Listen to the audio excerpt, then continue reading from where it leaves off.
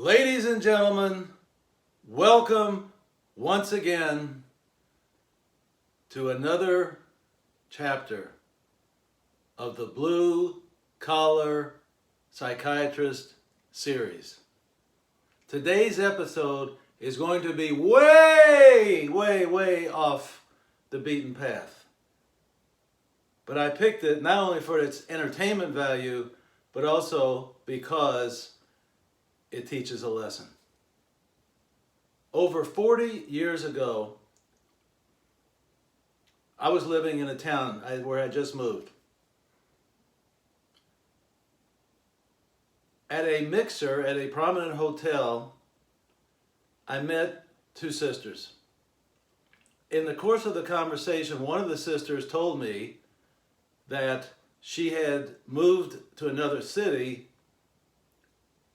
and joined a nudist colony. And of course, I never heard of such a thing. I am pretty straight-laced, much more so back then than now, but still fairly straight-laced. And she said, you know, the nudist camp that I belong to has reciprocity with other camps around the country.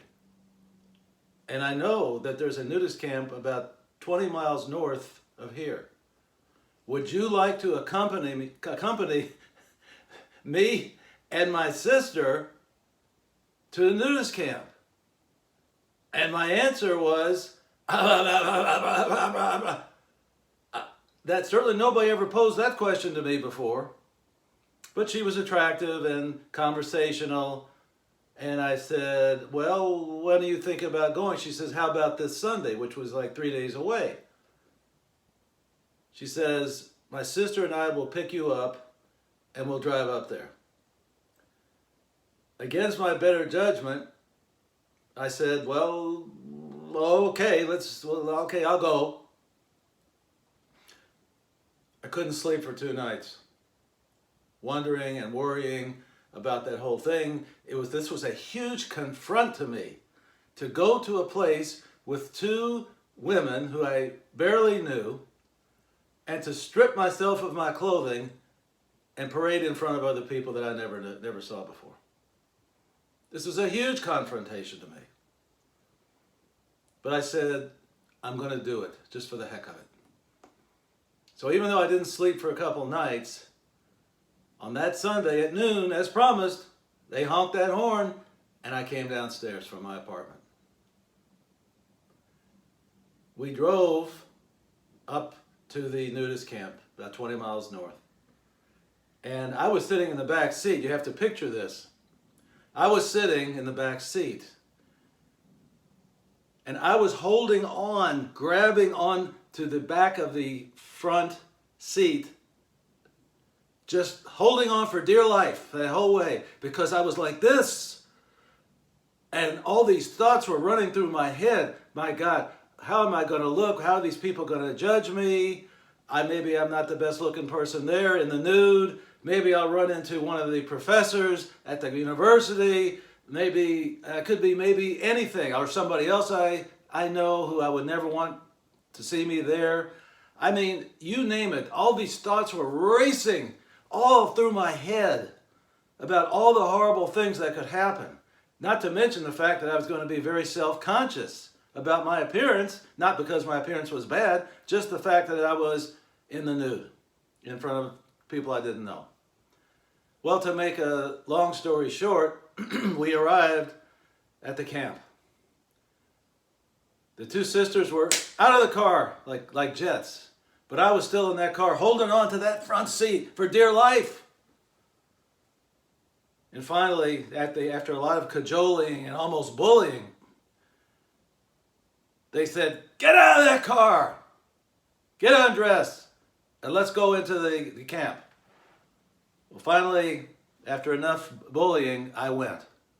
Took off my clothes, I was down to my underwear, and then I took that off. And of course, then I was like this, because, again, I had never experienced anything like this. Wondering, how did I get myself into this predicament?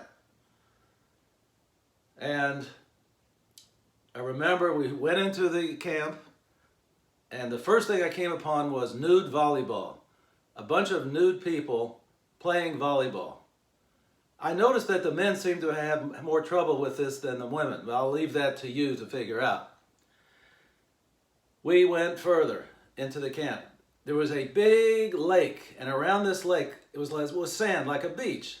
And people were in lounge chairs or regular chairs, sitting and talking, just as if this was the norm, being in the nude. There was a small grocery store there. I kept looking around everywhere to see if I knew someone. And in fact, I did know someone, but they didn't know me. They worked at the hospital, but in a different part of the hospital than I was working in. I was in the psychiatric section, and they worked in intensive care, but occasionally I might have to go into that intensive care to see a patient.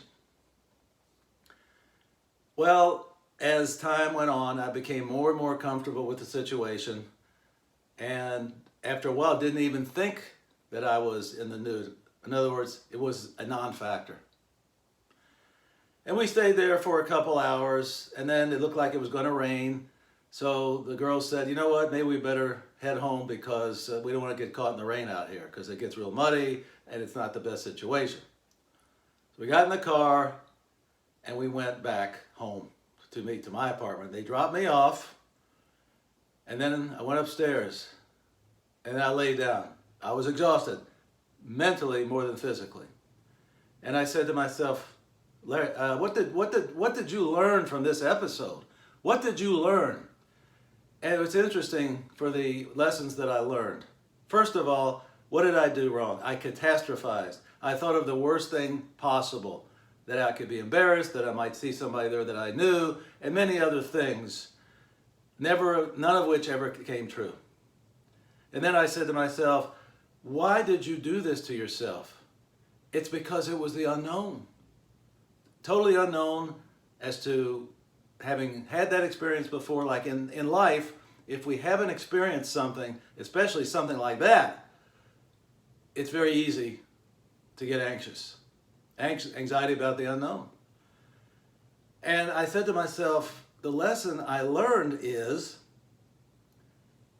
don't become anxious about things about which you don't know.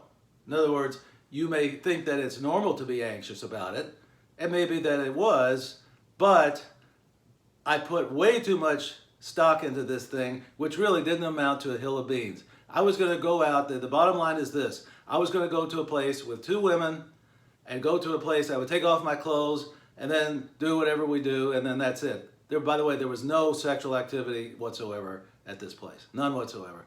And that wasn't really the end of it.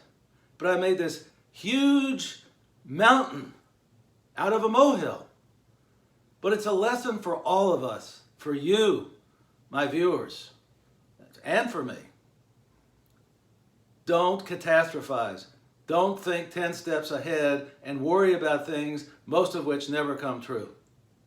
So ladies and gentlemen, I don't necessarily think you need to go to a nudist camp to be confronted with something that is new to you. But I do say this, as always, drink! And drink abundantly from the fountain of life. Keep your clothes on. See you next time!